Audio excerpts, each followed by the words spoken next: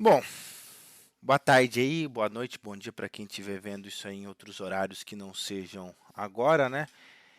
Estou fazendo isso aqui em um horário aqui gravado porque eu vi que foram pouquíssimas pessoas que confirmaram, primeira talk, então vou fazer dessa forma aqui hoje, né?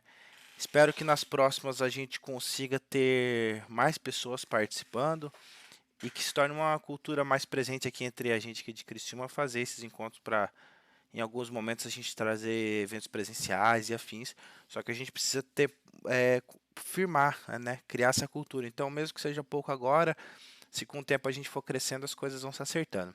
Então, hoje eu vou fazer isso aqui mais gravado, porque pouquíssimas pessoas, né? Então, depois eu deixo no material aqui no canal de conteúdos. Qualquer pessoa que tiver dúvida pode vir me procurar tranquilamente, pode mandar pergunta ali no chat geral ou de dúvidas ali, tanto faz. E bora para cima, né?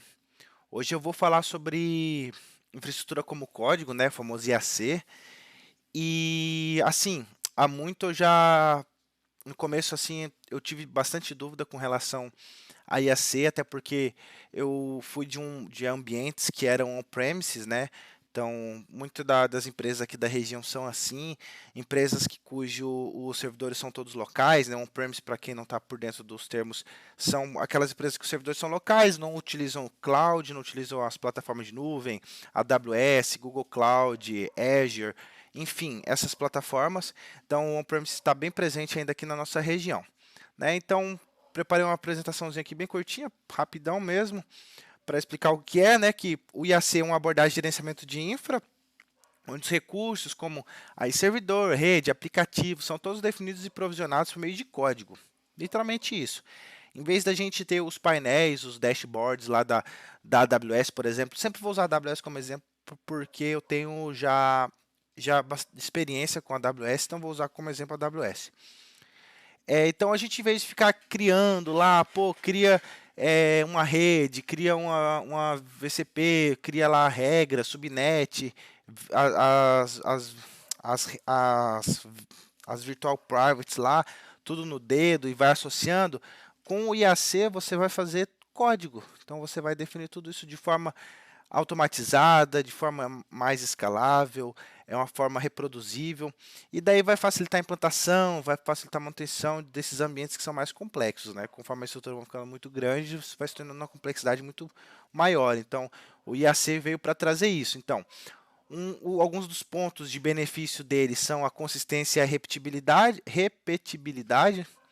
Ele permite que essas infraestruturas sejam provisionadas de formas consistentes, repetível, reduz erros e garante a uniformidade dos ambientes. Então traz também agilidade e escalabilidade. Vocês vão ver que depois que você faz o primeiro é tudo muito fácil. Você vai só alterar uma coisa aqui, alterar uma coisa ali, fica muito tranquilo.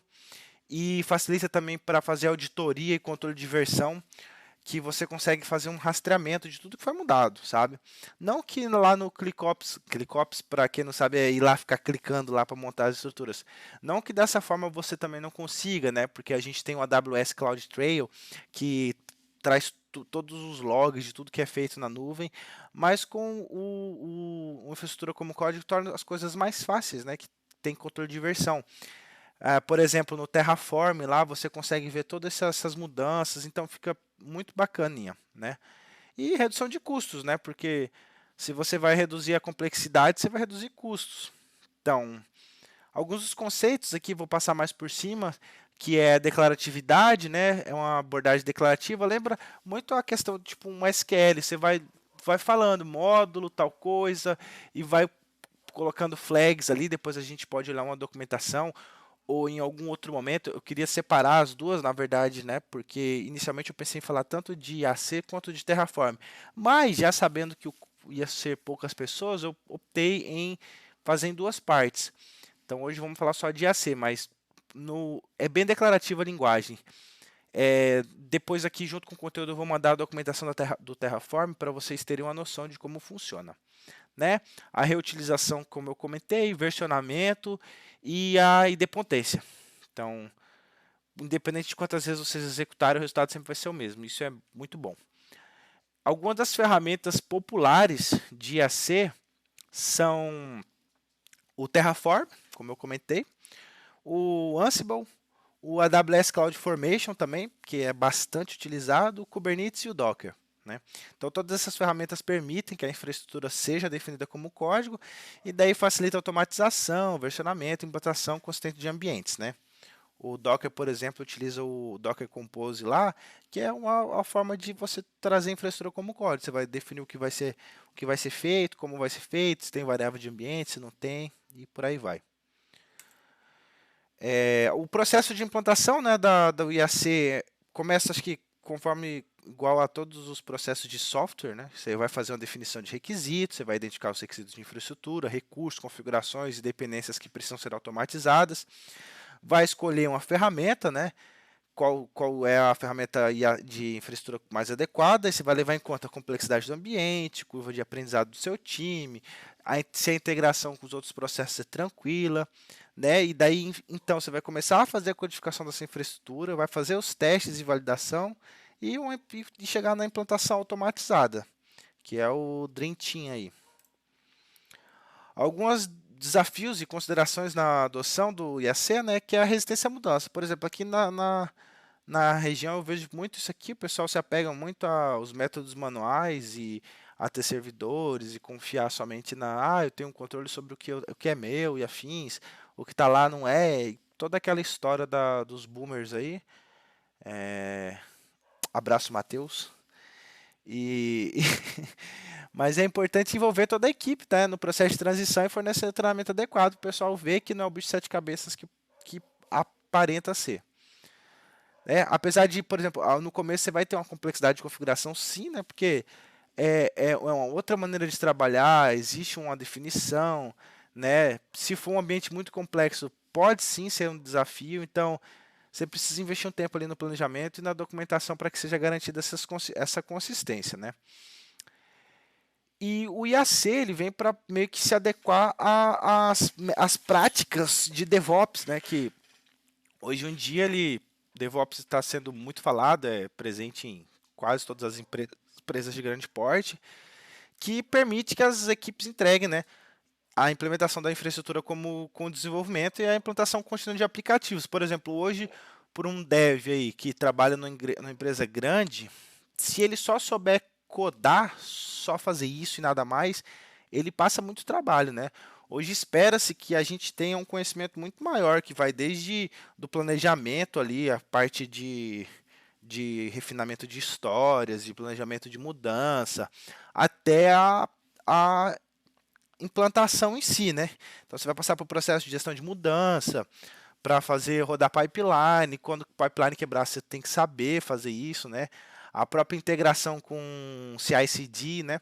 Então espera-se hoje que o dev saiba muito mais coisas do que há 5, 10 anos atrás, né? Que as coisas eram um pouco mais tranquilas. Apesar das ferramentas serem menos bem trabalhadas, igual hoje, claro, né? As ferramentas vêm para abstrair muita coisa, muita parada que antigamente era feita na unha, hoje o framework vem para resolver, né? Mas em compensação a gente acabou recebendo maiores cargas de trabalho que antigamente não tinha, né? Por exemplo, no tempo que eu trabalhei na Usial, existia um time para implantação, né? Eu não sei como é que está hoje, enfim, mas existia um time de implantação. Então você desenvolvia, passava o pessoal e o pessoal que se virava. Hoje não. Hoje o cara que desenvolve é o cara que implanta, né? Então tem tudo isso aí. E também uma vantagem, né, que a integração que o IAC traz é que você tem a monitoramento e observabilidade, né, que você pode, né, configurar para ele já se integrar com as ferramentas, CloudWatch da vida aí, e que Grafana, o Datadog, Sentry e afins. Então, pô, ele é muito bom para te trazer um controle sobre isso. Alguns exemplos de casos de uso do IAC, né? Ele pode ser aplicado por uma gama de cenários, desde infraestrutura tradicional até ambientes de nuvem. Alguns exemplos incluem a automatização da configuração de servidores, redes, banco de dados e aplicações web, garantindo a consistência e escalabilidade. Também é possível utilizar o IAC para implantação de ambiente de desenvolvimento, teste e produção, facilitando a entrega contínua. Então, sempre visando isso, sabe? Entrega contínua, lá o ciclo do PDCA e toda aquela parada lá do movimento ágil e aquela galera toda dos times agile. Então, algumas das melhores práticas e diretrizes para a implementação do IAC é definir os processos claros, né? Utilizar um controle de versão e automatização de testes, né? Algumas das tendências e perspectivas futuras, esses números aqui eu peguei de fontes não muito confiáveis, então só ignora. É, mas assim, à medida que a adoção do IAC continua a crescer, a gente espera ver mais tendências e evoluções importantes, né? Inclusive o Terraform, que antigamente era uma ferramenta gratuita que a gente que usa bastante, hoje já não é. E gerou um fork da comunidade para uma outra ferramenta, que agora eu não vou lembrar o nome, mas surgiu uma nova ferramenta e surgem novas ferramentas o tempo todo e é uma tendência fortíssima o IAC, né? Então, a integração cada vez mais estreita do IAC com outras práticas de DevOps, como monitoramento, segurança e testes automatizados. Além disso, espera-se um maior foco na modularização e reutilização do código, com a criação de bibliotecas e módulos reusáveis, que possam ser compartilhados entre diferentes projetos. Isso irá acelerar o processo de criação e implantação da infraestrutura, né? Então, né, outra tendência relevante é o crescimento de IA e Machine Learning para automatizar ainda mais o processo de gerenciamento de infraestrutura, desde a detecção de anomalias até a sugestão de melhorias. Aqui no banco, a gente já utiliza algumas ferramentas de IA, por exemplo, a StackSpot, que identifica e melhora as infraestruturas criadas, né? Dão sugestões, apontam possíveis falhas de segurança. Então, cara, isso aqui é o futuro e a gente não tem como escapar, né? Algumas outras vantagens aqui, deixa eu só tirar meu touch aqui, que é bom falar, né? Que é o seguinte, né? Quando a gente está lá já utilizando ferramentas, como por exemplo o Terraform, a gente além de ter todas essas vantagens que eu comentei, a gente também pode trabalhar com multinuvem e nuvem híbrida. Então, por exemplo, você quer trabalhar com AWS e beleza, aí você quer botar uma Azure, beleza também. Você consegue fazer tudo isso. Ah, agora precisamos botar alguma coisa no Google Cloud, que ficou mais barato lá. Show, pode pôr. Você também consegue gerenciar o estado dessa infraestrutura com o Terraform. Então, você lá tem um arquivinho no Terraform que ele gerencia esses estados e, pô, é muito bom. Além de ser modularizado e você poder reutilizar, igual eu comentei. Tem hoje um ecossistema muito foda.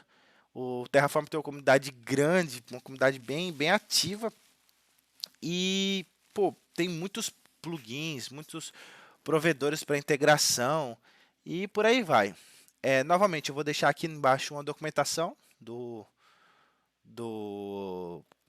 Terraform, vou deixar também provavelmente algum artigo do Medium para vocês terem uma noção de como é que é, uma coisa mais detalhadinha, para vocês também verem a linguagem que o Terraform usa, que ele usa uma linguagem chamada HCL. Se for usar o Terraform, né, vocês podem usar qualquer outra depois que vocês achem adequadas.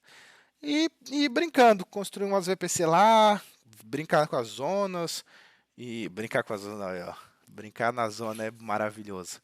E é isso, pessoal. Então, é uma prática legal, vocês sempre estão estudando sobre isso, vocês procurarem entender e em alguns momentos utilizar nas práticas de vocês. Mas é isso, muito obrigado. Vamos tentar evangelizar aí esses encontros para surgirem cada vez mais talks, temas rápidos, para a gente gerar discussão ali no grupo, porque a gente precisa criar uma comunidade forte aqui na região. Temos muitos programadores bons aqui, pessoal enfim, muita gente boa, só que a gente não se reúne, não consegue construir uns eventos bacanas e a gente poderia fazer isso tudo aqui no quintal de casa, né? No mais é isso, muito obrigado, pessoal, e valeu. Espero que o som esteja bom, viu?